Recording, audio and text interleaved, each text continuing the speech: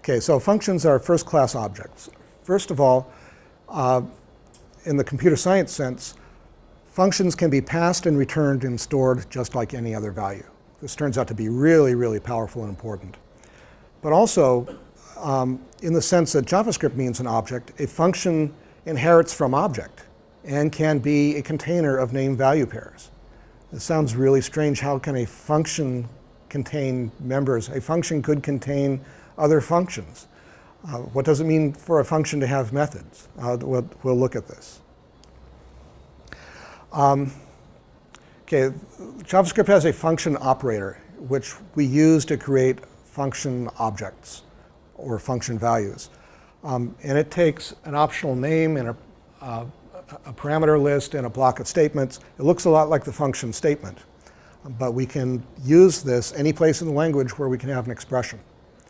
So we can pass functions to other functions, we can assign functions to variables, we can store them in objects, we can return them from functions. Very, very powerful. What JavaScript calls a function, other languages have called lambda. It's a source of enormous expressive power, and unlike most power constructs, it's a secure construct, where it's not the kind of thing that blows up in your hand. It's something which can actually constrain scopes and help you to keep your programs in check.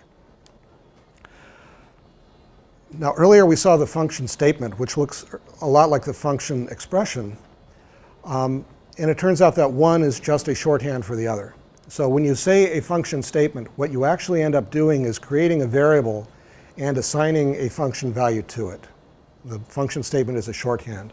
So this function foo expands to creating a foo variable which has that function as its value. Some people get confused about, can I have functions with the same names as variables? Do they interact with each other? The answer is yes. There's one namespace for both of those things.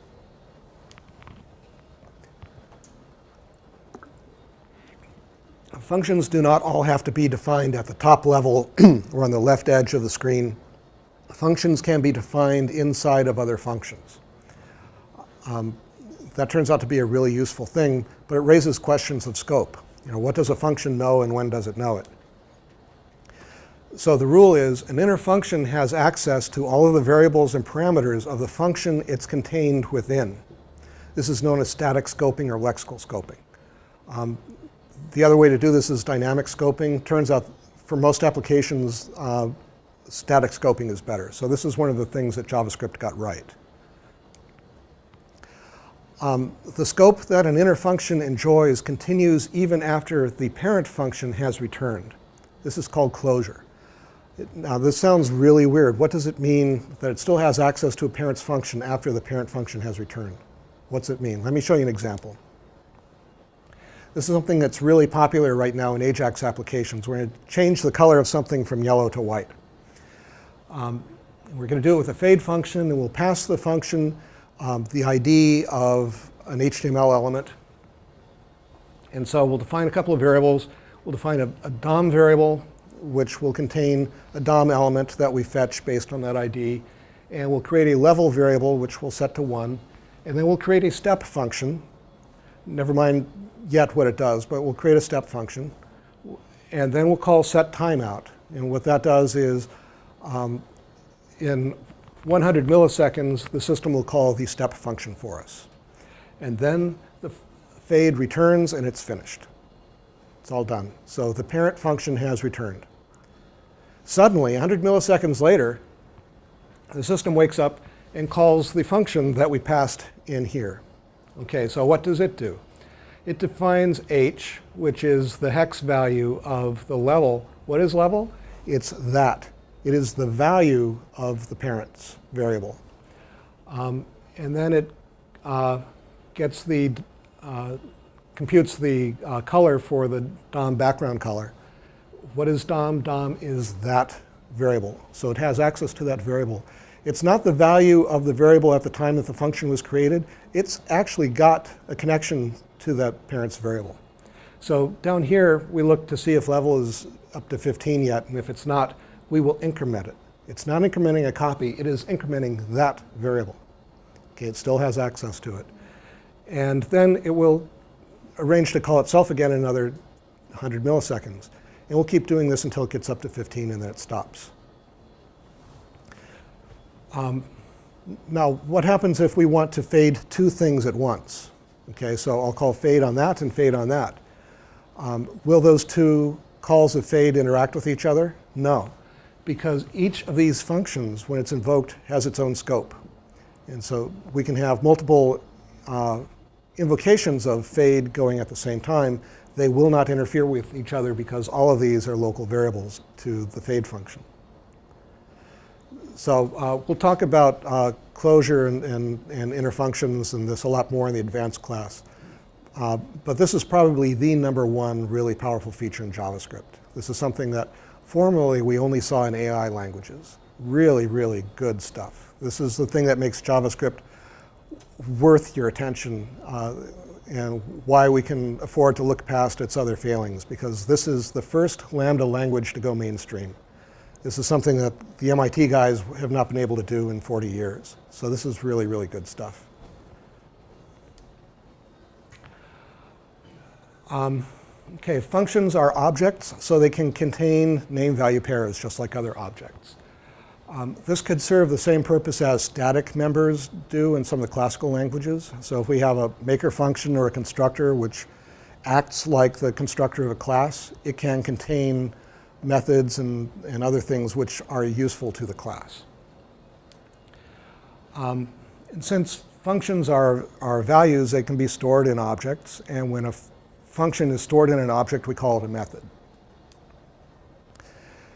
If there are some rules on function invocation. If a function is called with too many arguments, the extra arguments are ignored, and the function just receives the values it asked for. If a function is called with too few values, then undefined is used to fill in the missing values.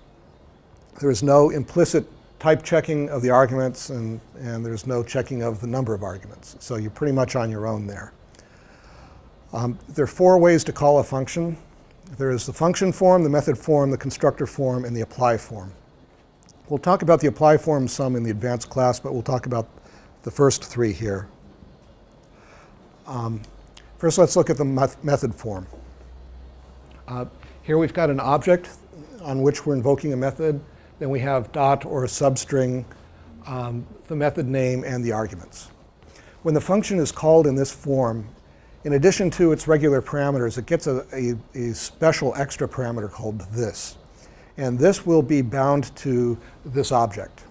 So it gives that function access to the object that it was invoked in. This allows the object to have that reference and allows us to reuse functions in lots of different objects or in different inheritance chains. And it depends on the invocation to tell it which object it's linked to. Then there's the function form, in which we don't have a function prefix on that. We just have a function value that we're calling. In this case, this gets bound to the global object, which is not very useful. And it could be argued this was a mistake in the design of the language. One of the ways it's a mistake is that it makes it really hard to write a helper function inside of a method. Because the helper functions in the method don't have access to the this of the parent. So one way we get around that, if we need an inner function to have access to this, is we define a variable called that and assign this to that. And then the inner function can use that, because that will be available in closure, in scope, and we can use it. It's annoying that we have to do this. Again, it's another error in the design of language, but it's in there. And finally, there's constructor form. And it looks like function form, except there's a new prefix. When a function is called with the new operator, a new object is created and assigned to this. So it's another implied parameter going into the function. If the function does not have an explicit return value, then this will be returned by the function instead of undefined. So to summarize, depending on the invocation form, this can be either the global object or the object from which the method was obtained, or the new object being constructed.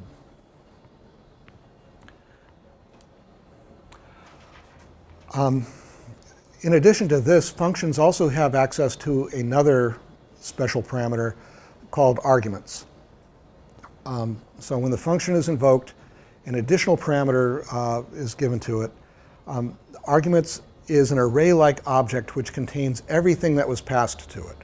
So we talked about how if there were extra arguments, they get ignored. They don't get ignored now. The arguments array will deliver everything that got passed. So it allows us to loop over everything. We can actually check the number of parameters in that way. Unfortunately, it's not a real array in the way that JavaScript is. It's an array-like object. So it doesn't have access to the array methods. Its length attribute doesn't really work. It's a bit of a problem. So here's a way to use it. Say I want to write a sum function. And I'll pass it any number of numbers, and however many numbers it gets, it's going to add them all up and return the result. So we're going to set n to be arguments.length, and then we're going to loop till n, and as we go, we're going to get the next argument and add it to the total. And then we're done, we return it. So this provides a convenient way of writing functions that take a variable set of parameters.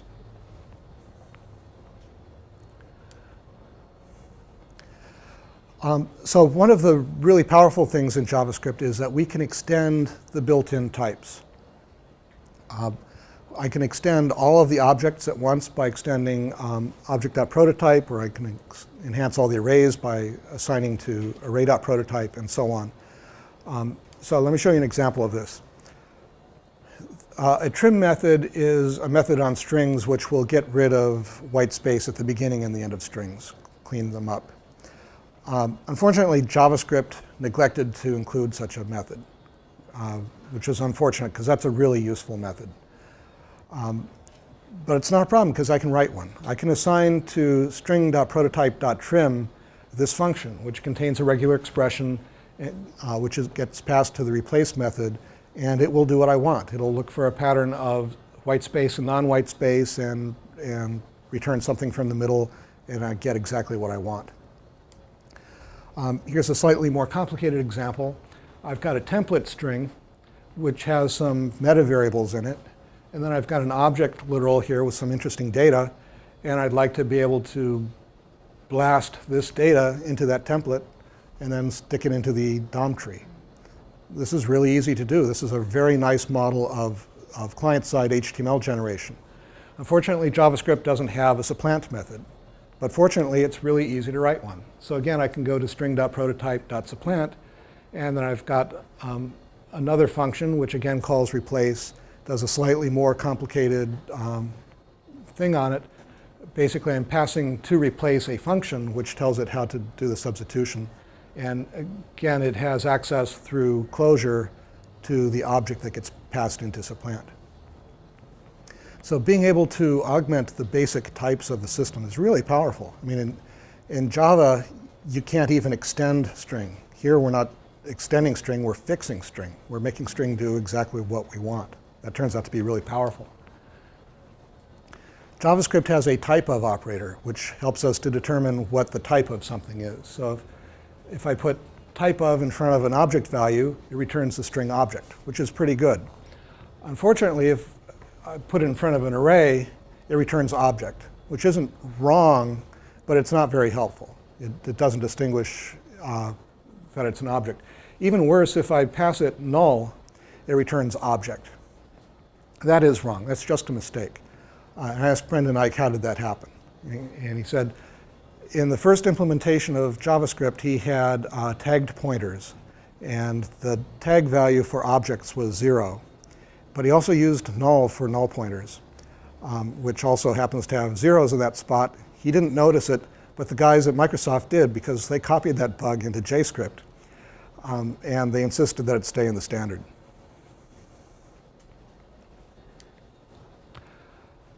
JavaScript has an eval function. This is powerful and dangerous. Eval gives you access to the JavaScript compiler and interpreter. So you can pass eval a string, and it will compile the string and execute it in the context of the function that's calling eval. That makes eval extremely dangerous. It's the most misused feature of the language. Recommend you don't use it ever. If you ever find yourself in a situation where you feel you just have to use eval, give me a call. Let me talk you out of it. Okay? Don't be using eval. Hey, you have to tell us why it's dangerous. When you find you're needing to use it, I'll explain it to you. Okay. Well, there are a number of things wrong with it. One is it wastes a lot of time. Often you're calling the compiler to do something which could have been done much easier. That's probably the biggest misuse. We find that there are a lot of cases where people don't know how to use a subscript notation, so instead they will concatenate dot notation things together and then eval them. It's probably the slowest way of doing those sorts of things. Also defer certain kinds of checking to runtime that could have been done at compile time or at authoring time. So it delays error detection. So it makes it easier to ship bugs. So, and there are also security problems with it. Yeah? If you're using JSON, do you have an option to not use eval? Yeah, the question is, should you use eval with JSON? Turns out that is the only time when it's correct to use eval. And then it's only correct if you can absolutely trust your server. Not only that its intentions are good, but that it is not incompetent. Because if the server is acting as a proxy and sends bad stuff without filtering it, then it's wrong to use it in that case too. So if there's any doubt about the competence of your data source, then you need to use the parse JSON method instead of eval. He says always doubt. That's good advice. There is also a new function in JavaScript, which also gives you access to the compiler. In fact, this is the thing that eval calls. In fact, the reason eval is in the language, why would they put such a dangerous thing in the language? The reason is the browser uses it. So when the browser gets a script tag or the browser sees an event handler on the page, the browser calls eval saying, what should I do with this? So it was there for its convenience. They exposed it to us as well. It's probably better that they hadn't, but they did. So eval calls the new function, and it takes a string, which is the body of a function, and it compiles it and returns a function object, which is then executable. This shouldn't be used for the same reason that eval shouldn't be used. And I see it misused in exactly the same ways. Java has both int and integer types. One of them is a simple value, and the other is an object which wraps that simple value. I think it makes Java unnecessarily complicated. JavaScript copied that pattern to absolutely no advantage.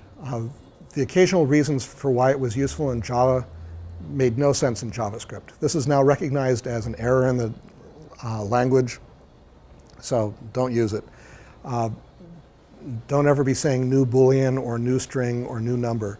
This is particularly a problem from people who are coming from Java because they're used to saying new string. But this doesn't do the same thing. This creates an object which wraps a string value, which isn't the same as a string value. This one is particularly troublesome because if you say new Boolean of false, its value is false, but the value is truthy. So you don't want to go there. It's confession time. I've been telling you about using the object function to create objects. It turns out JavaScript doesn't have that object function. It's a prototypal language, but they failed to implement the core operator that you would have in a prototypal language, which is make another object based on another object. They instead did a very complicated thing with constructors and prototypes interacting with new. All of that stuff can be encapsulated into this one call, though. And in the advanced class, I'll explain why this function works and why you should use it. But just so you know, if you go typing in object and it throws it back at you, it's because you need to type this in first. Okay, so one of the powerful things about JavaScript objects is that we could augment them. We can directly modify individual objects and give them just the characteristics we want. We can do this without creating classes. And then we can take our new objects and use them as the prototypes for other new objects, which we can also augment. I think of this as working with the grain, that deep down JavaScript is a prototypal language. And if we can learn to think prototypally, then we can use the language much more effectively. And in the advanced class, we'll be talking more about the prototypal and parasitic inheritance patterns, which are really effective in this language. We don't need formal classes in order to get code reuse or extension in this language. Just don't need it. JavaScript has a global object. We talked about how one of the problems with JavaScript is that instead of having a linker, everything gets resolved in a common global namespace. That namespace is the global object. It is implemented as a JavaScript object, and it is the object that dares not speak its name. And by that I mean it doesn't have a name in JavaScript. It is the global object, and it's important, and it's omnipresent, and it's always there, but there's no direct way of saying that and always getting at it. Sometimes this points to it. For example, we saw in function form invocations, this gets bound to the global object instead of to something useful. So it is possible to get access to it, but it's not reliable. On web browsers, the global object is the window object. And the way they made that work was they assigned to the global object a window member whose value is the global object. And so when you say window dot something, that goes to the global object, finds window in it, which points to itself, and then it knows what to do. So if you ever wondered, is it faster to say document dot something or window dot document dot something? It's faster just to say document, because when you say window, you're actually doing one more loop through the lookup thing than you had to do. You end up getting to the same place. Well, it turns out one of the reasons why this is a really bad idea is that global variables are evil. The functions within an application can clobber each other, and cooperating applications can clobber each other. So the use of global namespace has to be minimized. Otherwise, there's a good chance that as our programs get bigger, or as we mash up, or as we work with libraries or other components, we're going to get failures. The problem is intensified by another error in JavaScript, which is the implied global. Any var which was not properly declared is assumed to be global by default. This makes it real. This was intended to make it easy for people to program, so you didn't have to know about defining variables. You just write. And if your program never gets bigger than that, that's probably not a problem. But we're now writing programs in JavaScript which were much bigger than what were originally anticipated. And in the current world, implied globals are a big problem. One of the ways we can protect ourselves from that is to use a program that I wrote called JSLint, which is basically a JavaScript compiler written in JavaScript, which will go through your code and look at all of your scopes and your definitions and help you find out where your globals are and other stuff. So I highly recommend that you put your programs through JSLint. We'll talk about that more in a little bit. So JavaScript's got this global namespace, and we know that's bad. But we've got tools for dealing with that. For example, we've got objects, and every object is its own namespace. Every object has its own distinct set of names. So we can build our own namespaces using our objects. So one of the things we're doing at Yahoo now is we have declared a Yahoo object, which is the one global object that we need. And everything else that we're doing gets stored hierarchically inside of that object. So that way we can have lots of stuff written by lots of different groups and different properties. They all go to a registry to make sure that they don't interact in that space. And then we can have confidence that we're going to reduce the collisions with our advertisers and with third-party libraries and user scripts when we get them and all that other stuff. So if you're at Yahoo, highly recommend you be using the Yahoo object. You can read about it here on the Twiki. If you're not at Yahoo, don't be using the Yahoo object. Make up your own object. We recommend that you pick an all uppercase name because that's the least likely to accidentally get used. Put all your stuff in there. Again, if we can all try to reduce as much as possible the number of global variables we're making, we also reduce the likelihood that we're going to collide. Yeah? Do namespaces inherit? Do namespaces inherit? They can, in the sense that namespaces are just objects, and objects can inherit. So you could make a super Yahoo object, which inherits from another Yahoo object. Next question, does super exist? Super does not exist in this language.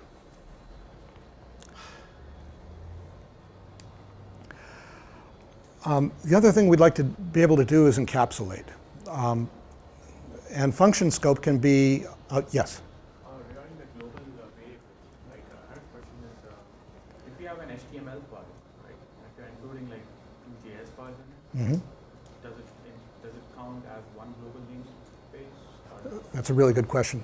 So you've got an HTML file, and that file might have some JavaScript in it, and it loads additional scripts.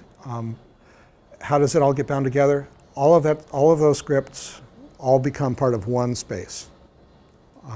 All of those scripts become part of one space. I'm sorry? That's where you get killed. Yeah, that's the problem. I think that was one of the big design errors in the language. So that's why it's so important that we look at these methods for trying to mitigate collisions in this environment. So the other thing we can do is take advantage of function scope. One of the rules of scope is that variables defined inside of a scope are not visible outside of the scope. And so that gives us a very nice way of doing encapsulation. In fact, we can use an anonymous function to wrap our application. Now, we'll look a lot more at this in the advanced class. I'll just give you a preview of how this works. Suppose we want to create a trivia service. We decide that it's important to put a trivia question on every page we put out.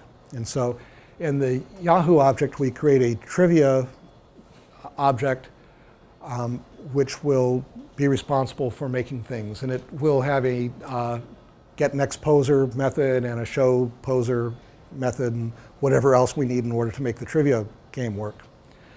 And we want to set it up so that this is a little sealed subsystem that it creates no global variables of its own and has no leakage except for the methods that we choose to reveal. So we assign to Yahoo Trivia the result of this function. And here we define all the common variables that these methods are going to want to share and any common functions that they're going to want to use, helper functions or whatever. We can put those here as well. And then we return an object, which is these. And then we invoke that function. So what we're assigning to trivia is not this function, it's the result of calling this function, which is this object. And because of closure, these methods will forever be bound to these private variables and private functions. Okay. It's okay if you're confused right now. We'll make this clear at the advanced class. This is a really powerful platform that allows us to make our programs much more reliable.